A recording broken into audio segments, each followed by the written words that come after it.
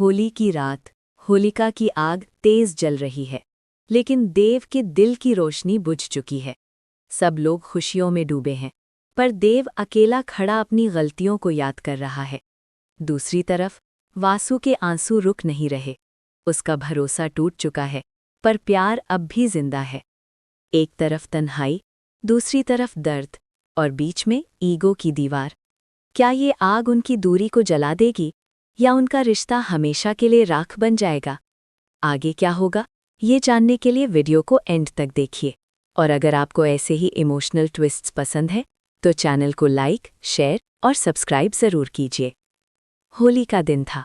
घर में सुबह से ही तैयारी चल रही थी। आंगन साफ किया गया था, रंगों की थाली सजाई गई थी, मिठाइयों की खुशबू पूरे घर में फैल रही थी। बच्चे खुशी से इधर उधर भाग रहे थे, बड़े लोग हंसी मजाक कर रहे थे। सबके चेहरे पर मुस्कान थी। ऐसा लग रहा था जैसे इस घर में सिर्फ खुशियां ही खुशियां हैं। लेकिन इस सब के बीच देव बिल्कुल अलग खड़ा था। वो सबके साथ होते हुए भी सबसे दूर था।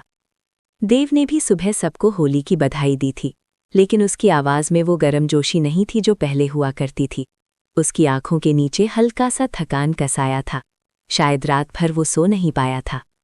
हर बार की तरह इस बार भी होलिका दहन के लिए सब लोग मिलकर बाहर गए।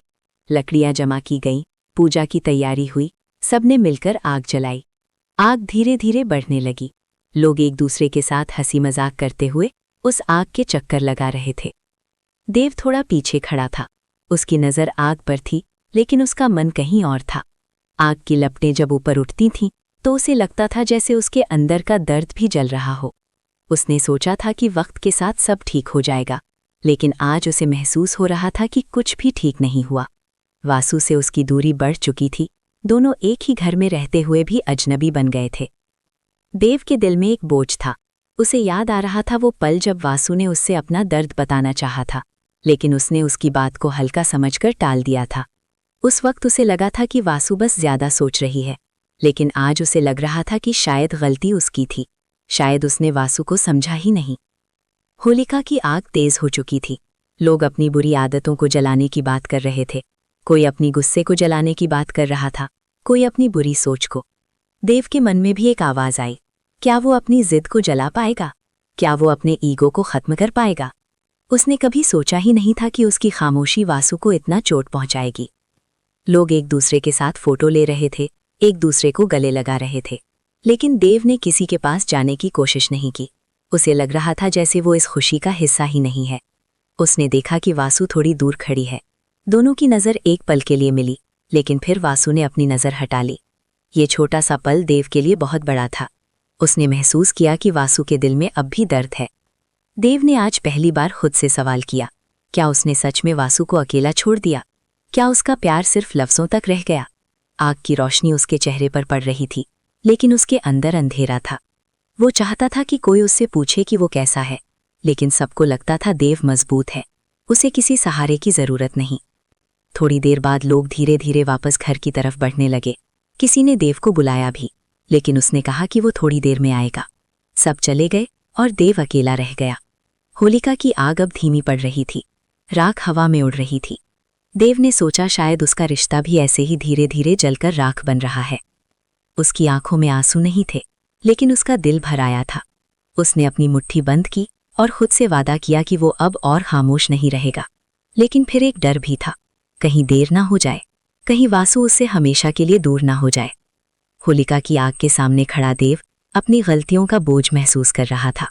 आज उसे पहली बार अपनी तन्हाई का एहसास हुआ। वासु अपने कमरे में आकर चुपचाप बैठ गई। बाहर से हंसी की आवाज़ आ रही थी, लेकिन उसके दिल में सिर्फ दर्द था। उसने सोचा था कि होली का दिन शायद कुछ बदलाव लाएगा। शायद देव उससे बात करेगा, उसका हाथ पकड़ेगा और कहेगा कि सब ठीक हो जाएगा, लेकिन ऐसा कुछ नहीं हुआ। जब उसने होलिका के पास देव को अकेला खड़ा देखा, तो उसका दिल हिल गया था। उसने महसूस किया कि देव भी दुखी है, लेकिन फिर उसके मन ने कहा, अगर उसे इतनी परवाह थी तो उसने पहले क्यों नहीं समझा? वासु के दिल में प्यार भी था और गुस्सा भी, दोनों एक दूसरे से लड़ रहे थे। वासु को याद आया वो दिन जब देव ने उसकी बात पर भरोसा नहीं किया था। उस पल वासु को लगा था जैसे उसका अपना ही साथी उसके खिलाफ खड़ा हो गया हो। उसने कभी सोचा नहीं था कि देव उससे इस तरह से दूर हो जाएगा। आज जब उसने देव को अकेला देखा तो उसे समझ आया कि शायद देव भी अंदर से टूट चुका है। वासु ने अपने आंसू पोंछे, लेकिन आंसू रुक नहीं रहे थे। उसने खुद से कहा कि वो मजबूत रहेगी, लेकिन दिल के मामले में इंसान कितना मजबूत रह सकता है। उसने सोचा, क्या वो देव के पास जाकर बात करे, लेकिन फिर उसका अहंकार उसे रोक लेता है। उसे लगता है कि हर बार उसे ही पहले क्यों झुकना पड़ता है। बाहर लोग होली के गीत गा रहे थे, रंग की बातें हो रही थीं, लेकिन वासु के लिए ये रात सिर्फ एक इम्तिहान बन चुकी थी। उसने महसूस किया कि अगर आज भी बात नहीं हुई तो शायद दूरी और बढ़ जाएगी। वासु के दिल में एक नया डर जन्म ले रहा था, कहीं देव उससे सच में खो ना दे। उसने खुद से सवाल किया, क्या वो अपने प्यार को बचाने के लिए एक कदम आगे बढ़ा सकती है, या फिर वो अपने दर्द को पकड़कर बैठी रहेगी। उसने खिड़की से बाहर देखा। होलिका की आग अब धीमी पड़ चुकी थी। उसने सोचा, क्या उनका रिश्ता भी ऐसे ही धीरे धीरे ठंडा हो रहा है। उसने अपने दिल पर हाथ रखा और महसूस किया कि प्यार अब भी जिंदा है, लेकिन उसे डर था कि कहीं ये प्यार सिर्फ उसके दिल में ही न रह जाए। वासु ने एक फैसला लेने का सोचा। शायद अब वक्त आ गया है कि वो खुद अपनी जिंदगी के लिए कुछ करे। या तो वो देव से साफ साफ बात करेगी, या फिर अपने दिल को समझाकर आगे बढ़ने की कोशिश करेगी। लेकिन ये रात उसके लिए आसान नहीं थी। आंसुओं के बीच वासु ने खुद से वादा किया कि वो अब चुप नहीं रहेगी। चाहे जो हो, वो अपनी बात रखेगी। लेकिन क्या देव उसकी बात सुनने के लिए तैयार होगा? ये सवाल उसके दिल में घूम रहा था।